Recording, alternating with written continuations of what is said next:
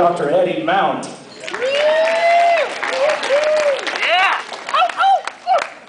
Thank you. You guys over there.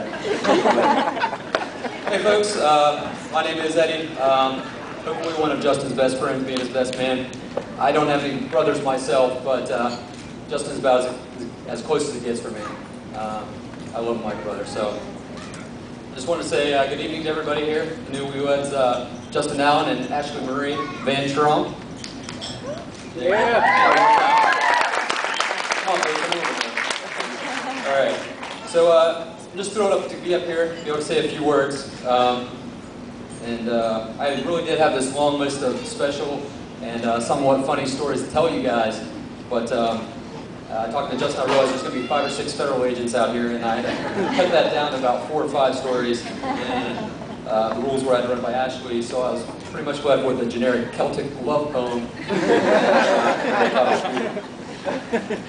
So, in all honesty, I wasn't even sure if I was going to be able to make it here until a couple weeks ago.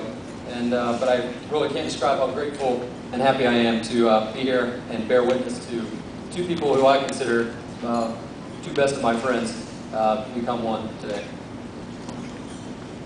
Looking out and seeing a lot of familiar faces here from our hometown, it's amazing to see how far we've really come, Justin and I, and really of all of the other best men here. From the time Justin and I were little rats at Simpson Creek Baptist Church, going to Sunday school with my mom and Mrs. Neese. Justin and I, playing football and stuff amongst our friends. We're probably 2 guys that probably gotten in a lot of fights, a lot of shoving matches and such. I know that table there cannot explain that. But that was probably partly due to the fact that Justin could dunk at age 10. He was pretty proud to let us all know that. And maybe more accurate because we were both really competitive and terribly sore losers. But somehow we made it to college, and Frank here, Nathaniel, Kevin Olness, and I, we all ended up living with Justin at some point in our time here in Morgantown, and being amongst a bunch of WVU grads, I'm sure we fully embraced Morgantown, all it had to offer, from the rowdy Virginia Tech games to certain Grand Avenue bonfires.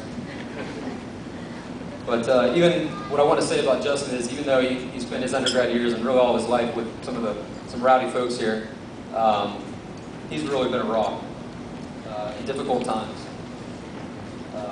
I really can't describe anybody else that has an impeccable sense of duty, responsibility, and honor,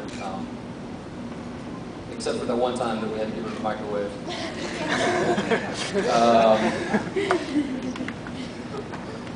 But he is somebody that makes others follow him by example, not by doing anything special, or just doing his day-to-day life. And by others, I mean me in particular.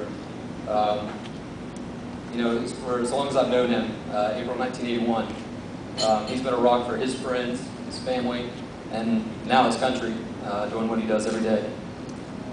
So Justin, I just want to say thank you for being a role model, stand-up guy, best friend that you've always been. Enough bromance. Try to cut this in short. I know I'm taking up your time and people want to drink, but Ashley, what's up, Brian? I got to explain the bra thing. It's actually the word bro. Justin and our friends, that's our little spin on the word bro. And for the first year of their relationship, that drove Ashley pretty nuts. But somehow it got incorporated into her regular day-to-day vocabulary. So, I can remember way back April 2004, Justin telling me about this certain girl that was stalking him from Georgetown Apartments, where he was living at the time. And shortly thereafter, he was talking more about this girl that was stalking him online. He told me something about going on a date with him, but all kind of translated into wedding reception friendly language. He's like, yeah, I met this girl, she's great, I love her, she's a sweet girl. And shortly thereafter, they ended up at Matt Hazy and I's garage party in May. And we knew that day was pretty special. From the time Justin showed us his kung fu prowess with that broomstick over his head. And by the end of the night, actually it was only like 6 p.m. or so, Justin and Ashley were cuddled on our couch and in the garage on their second date in front of a room full of strangers. From that point on, I would say it's been pretty much happily ever after.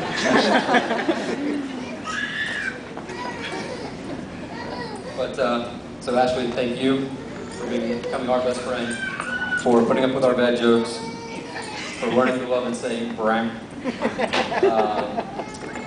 Try to wrap this up. I thought long and hard what advice I could try to give you to take care of our friend. And I came up with a few things. Love him unconditionally. Forgive him when he's scooter. Make the poor boy talk just when he asks. Don't ever let him take himself too seriously. But don't ever take each other for granted. And never ever let a single day go by without saying I love you. But I think you've already got this part down, and I know you're going to take it care of. So thank you, John and Joy, for raising this guy. He's our best friend, our brother. Thank you, Zeke and Donna, for raising this lovely, lovely bride. Take care of our friend. And thank you, God, for bringing both of them together and keeping them in our lives. So, without any more distractions, Jessica and Ashley.